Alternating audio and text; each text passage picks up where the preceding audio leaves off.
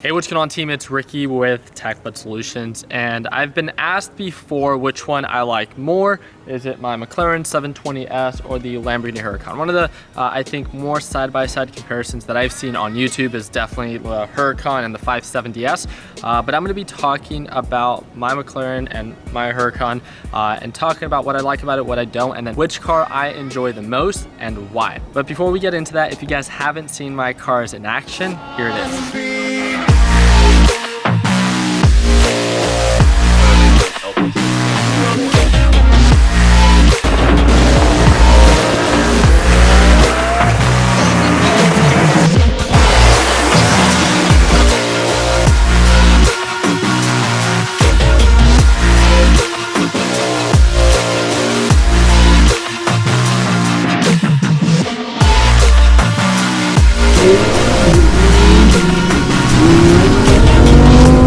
So one of the things that a lot of people don't know is I actually bought this Huracan for a flip, meaning that I bought it with the intention to resell for a profit after a couple months of owning it. So this is my 2015 Huracan 610-4, which simply means that it has 610 horsepower, and the 4 means that it's all-wheel drive in comparison to the 580-2, which means 580 horsepower, and it's rear-wheel drive. So I'm going to take you guys around. This is not the original color on the car.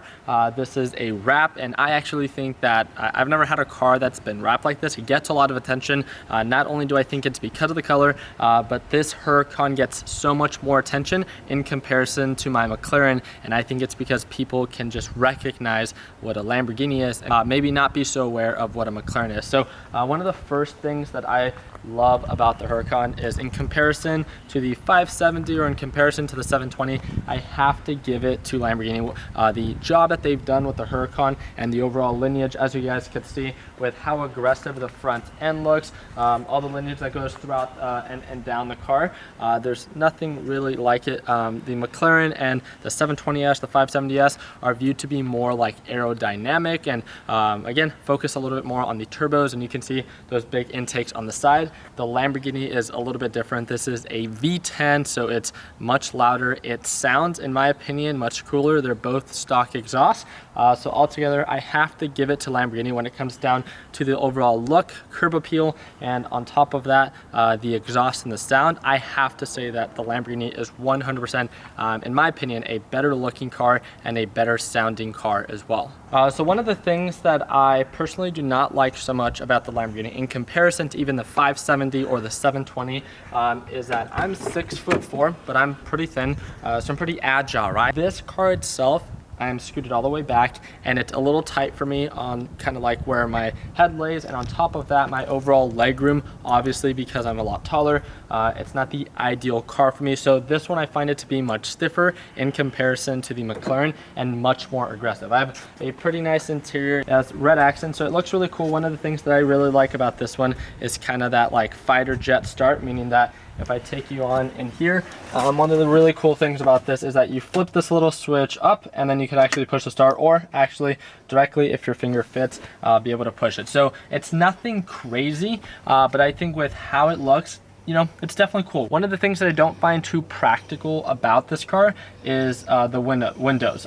That's just something that I find kind of funny to be here. I think that they were just trying to use as many buttons on this little kind of like dashboard area on the right hand side, and I really wish they would have just kept it where it goes, or where it normally is found, which is on the door handle. One of the things that it took time to get used to is the actual signals. The turning signals are on the actual steering wheel. You actually do it with your finger, and that is something that it took time to get used to, but I actually think it makes it more efficient. And it's because when you're driving, if you actually just have to, again, do it with your thumb, it's a little bit more effective, a little bit more efficient. And sometimes when I'm driving my McLaren or driving any of my other cars, again, first world problems, I agree. But you almost forget that it's not on the actual steering wheel and that it's on the side, and then you almost begin to miss just because it's a little bit more efficient. Again, it really doesn't matter, and I agree on that. It's just pretty cool that they tried to change things up.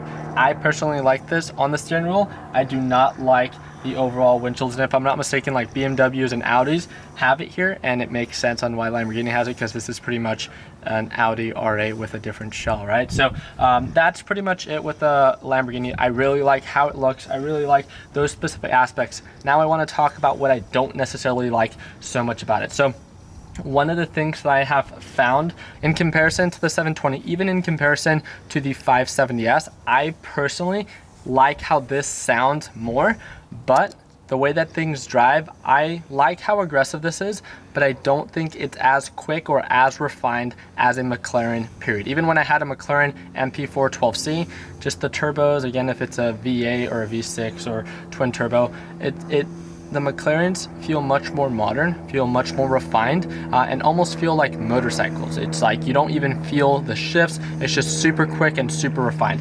Lamborghini, again, it's what they were going for. And if I'm not mistaken, this is a dual clutch, so you do feel the shifts more than you would on a McLaren. On top of that, in comparison to a Aventador, those are single clutch, which again, you feel the shift even much more aggressive. But now that we're done talking about the Lamborghini, let's go ahead and talk about this bad boy, which is the McLaren 720S. Again, I know that these are two completely different cars. They're in two completely different price ranges.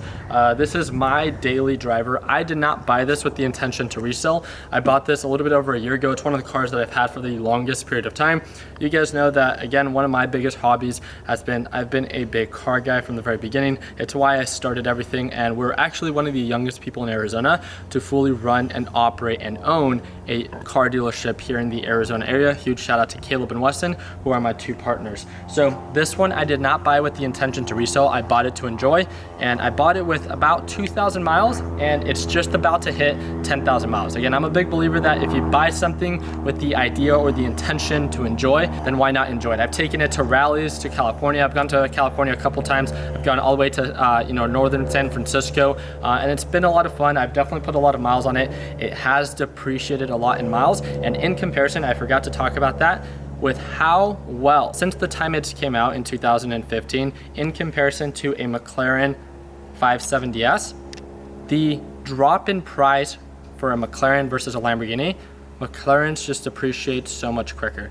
You guys know that I'm all about informing you about the good and the bad. It's something that I've noticed that Lamborghinis maintain their value much better in comparison to McLaren. And I still love McLaren. I still enjoy driving it more than the Lamborghini, but that is a downside because it sucks that the more miles you put on it, or just even over time, the miles aren't even that important on McLarens in comparison to maybe like a Ferrari or a Lamborghini. But that's enough talking. I know a lot of you guys, if you guys are buying one, you probably don't care of how much it appreciates. You guys know that I try to watch every dollar, and it just kind of hurts sometimes when you kind of see the value after 1 year of ownership. So one of the things that I personally love about the, again, 570S and the 720S is the, doors.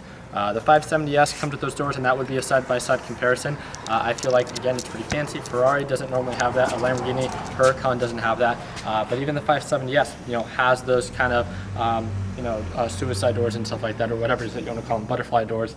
But altogether, this is probably one of my favorite parts about the McLaren. Let me take you inside. It has much more of a focus on kind of like a modern design. And what I mean by that is it's kind of the attention to detail. So you guys can see I have 9,914 miles. It has active display where it actually moves, and you guys can actually see it there. So if you're in the track, I honestly never use that, but it's just cool. It's cool. I mean, if you're spending a lot of money on a car, again, it's not needed, it's not required. So these little kind of attention to details I think are pretty cool. I think that's a very clean design that they have going on. On top of that, one of the things that I really like about McLaren is that regardless of how refined it is, even the technology behind it with the rear view camera, it also has like the 360 view where it has a camera in the front, a camera on the two side mirrors, and a camera in the back. And when you turn it on and put it on reverse, you could actually see on a big screen, which would be your whole display here, you could actually see your rear view camera. And then on this display, you see a 360 view with attention to detail of how close you are to things.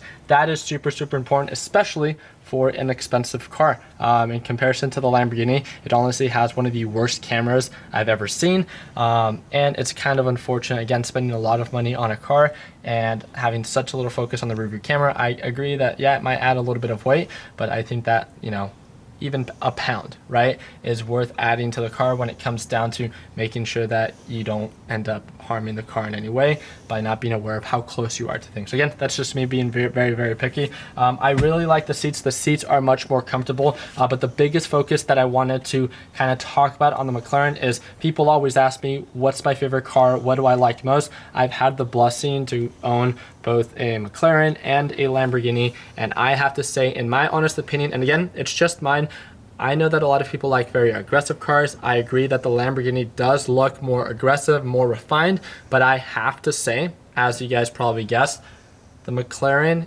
and in every form of way, the MP4 12C, the 570S, the 720S, it's just so much more refined. And again, what I mean by that is it feels like you're almost riding a motorcycle. It feels like you're driving a motorcycle. It's so refined when it goes through gears. It is just so much quicker. Again, a lot of these are turbocharged instead of being naturally aspirated, and I agree, like, no question, these would be more refined. I just like how this drives in comparison to the 570S. I've had the opportunity to take the 720S on the track, and literally, like, I feel so comfortable because I know with how much technology goes behind the 720S that I can, you know, take it into a turn and that it will take me there, and that the car is so refined and so advanced that it can do it. The, you know, Lamborghini, a Ferrari, I just don't think it's there technology wise, and I don't think it's as refined. It's more raw, it's more aggressive. I agree, some people might like that. I just think with my style and my taste and my desires, I am definitely a guy that really appreciates McLaren, regardless of how much they do depreciate. I have to say, I want to be completely honest about both sides. I love McLarens and stuff like that, but I have to say a big, big downside, especially for me, someone that buys these cars normally to sell them for a profit or to try to break even. It's very difficult to do with McLarens because as soon as they come out, they tend to depreciate in value. So that is pretty much my input on the side-by-side comparison with a McLaren and a Lamborghini. So I'm obviously not trying to compare the 720S with the Lamborghini Huracan. I understand that they're two completely different cars and two completely different standpoints, but I am talking about, you know, even I've owned a McLaren 570S, right? And I currently own a Lamborghini Huracan. And I have to say, even if I were to go back to a 570S, you could actually find those at a cheaper price than you would with a Huracan. But again, they do depreciate a little bit more. I'm someone that really appreciates kind of the modern edge that McLaren takes. It's a little bit more refined in comparison to a more aggressive and a more raw type of experience with a Lamborghini. But again, I 100% agree. It's an absolute beautiful car. Sometimes I just see it parked when I open up my garage and I'm like, dang, this thing looks so dope. And there's no question why, you know, so many people admire Lamborghini and how they look. But I just wanted to share my opinion on what I thought about the two, and let me know in the comment section what you guys think and what car you would pick. Would you rather pick a Lamborghini or a McLaren once you get to a point that you could either buy one and sell one for a profit, right? That's always the goal. So I really do appreciate you guys' time. Don't forget to subscribe. Also, friendly little reminder, if you guys ever want to join our free Facebook group for those who invest in the stock market, we're the largest one out there in the world. We have over 240,000 members, and we're one click away. It's going to be that first link down below. I hope that I earned your thumbs up, and like always, let's make sure that we end the year on a green note. Take it easy, team.